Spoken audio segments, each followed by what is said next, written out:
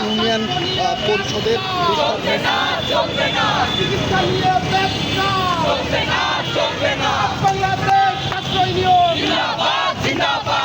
শিশু মৃত্যু নিয়ে হামে আমরা গত কয়েক মাস ধরে দেখছি যে হাজার হাজার সংখ্যক শিশু আসলে হামে আক্রান্ত হয়ে মারা গেছে এবং এই যে মারা গেল এটা নিয়ে সরকার পক্ষ থেকে এখন পর্যন্ত কোনো প্রতিক্রিয়া কেন দেখছি না এবং আমাদের যে অন্তর্বর্তীকালীন সরকার ছিলেন তিনি কেন যথেষ্ট পরিমাণে এবং মানে কি পর্যাপ্ত পরিমাণে টিকা মজুত রেখে যান নাই এবং সে যে যান নাই এটা যে অপরাধ এবং এটা কেন সে রেখে যান নাই এটার জবাবদিহি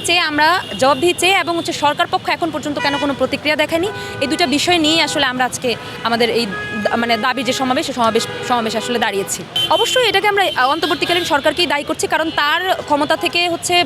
থেকে নামার আগে অবশ্যই তার হচ্ছে পর্যাপ্ত পরিমাণে টিকা মজুত রাখা উচিত ছিল যাতে করে এই যে এখন যারা হামে আক্রান্ত হচ্ছে চাইলে কিন্তু আমরা তাদেরকে টিকা দিয়ে দিতে পারছি না এবং পরবর্তীতে যারা আসলে আক্রান্ত হবে মানে যাতে যাতে না হয় যে শিশুরা এখন পর্যন্ত বা বড়রা যারা আক্রান্ত হয় নাই তাদের কিন্তু আমরা সেই টিকাটা দিতে পারছি না এবং এখন যদি বলি এখন অবশ্যই তারেক রহমান যে হচ্ছে আমাদের সরকার প্রধান এখন তারও অবশ্যই এখানে দোষ আছে কারণ হচ্ছে সে এখন পর্যন্ত সংসদে এটা নিয়ে এতগুলো দিন ধরে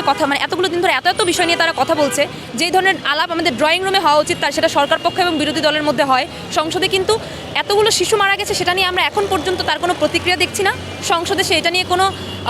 কোনো কিছু পেশ করা হয়নি এবং এটা নিয়ে কোনো কথা হচ্ছে না তো সেই জায়গা থেকে অবশ্যই তারও এখানে আসলে মানে আমি তারও আসলে এখানে কোনো অবদান নেই এবং তারও অবশ্যই দোষ আছে এই জায়গাটাতে।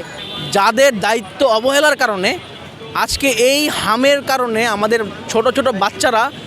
মৃত্যুবরণ করলেন কাঠামোগত হত্যার শিকার হলেন তাদের অবশ্যই